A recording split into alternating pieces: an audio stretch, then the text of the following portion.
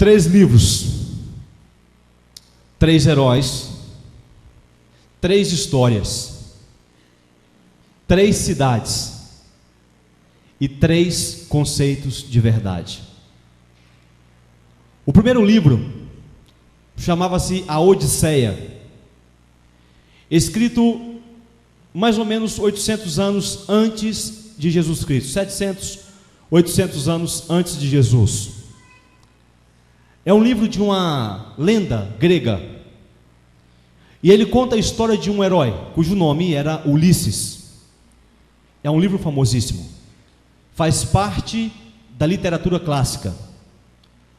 Ulisses, depois da guerra de Troia, que todos conhecem, tenta voltar para sua casa, em um navio com alguns soldados.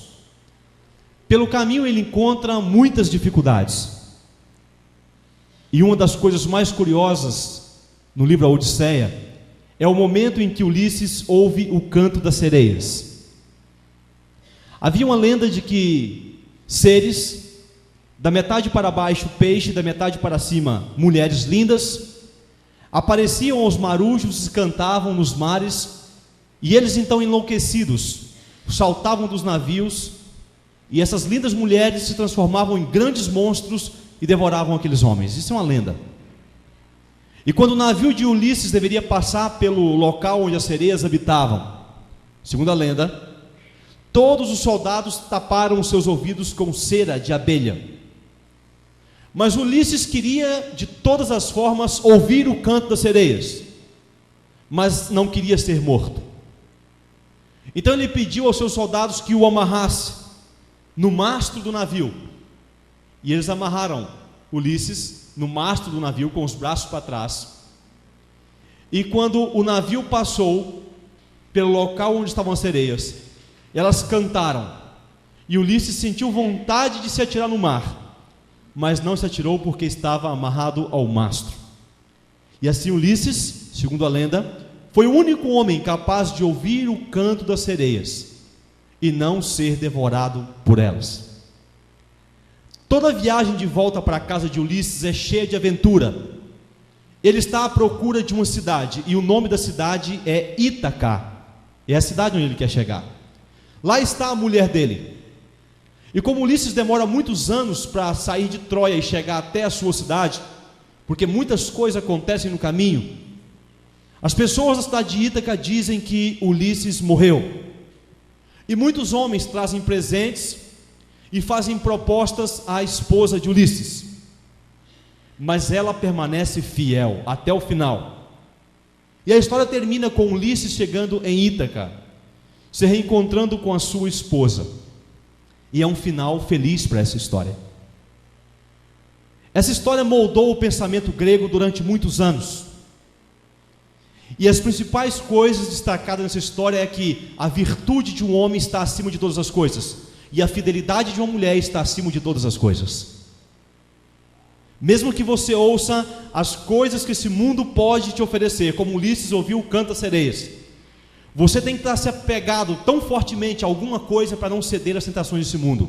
E no caso dos gregos, você deve estar apegado à filosofia e à crença nos seus deuses, como era o caso daquela época. Com base nesse livro, os gregos definiram a verdade como algo presente, aquilo que é. A verdade não se relaciona nem com o passado nem com o futuro, ela é o presente.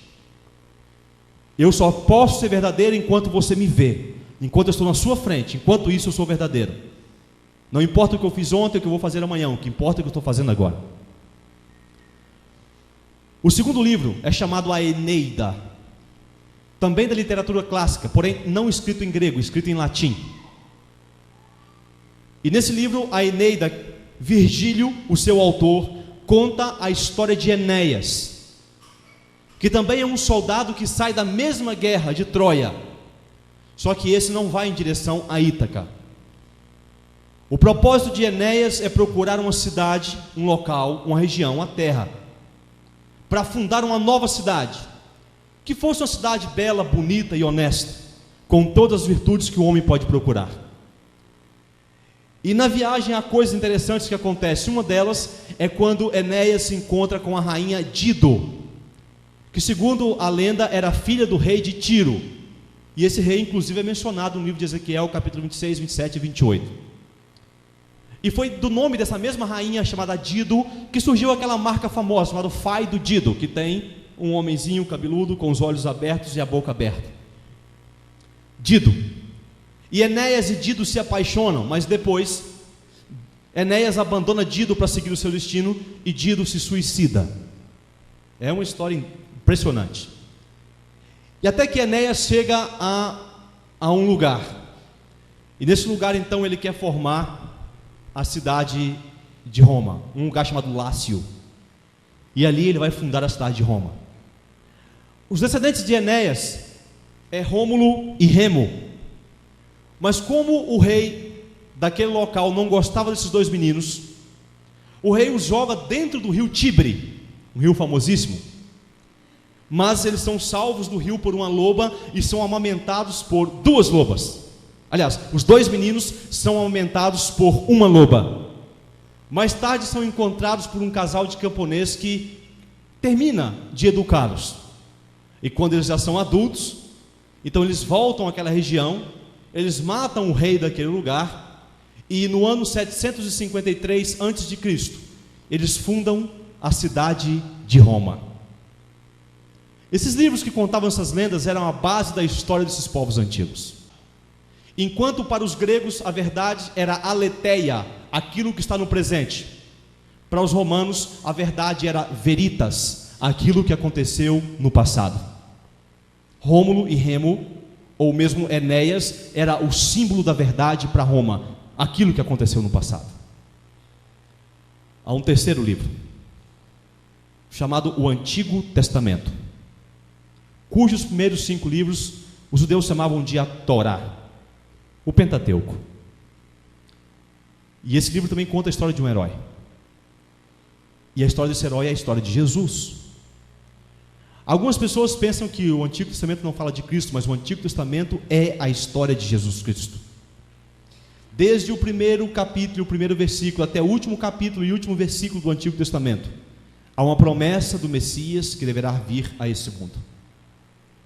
E com base no Antigo Testamento e de um Messias que viria para estabelecer também um reino, não como Ítaca, não como Roma, mas um reino eterno que deveria durar para sempre.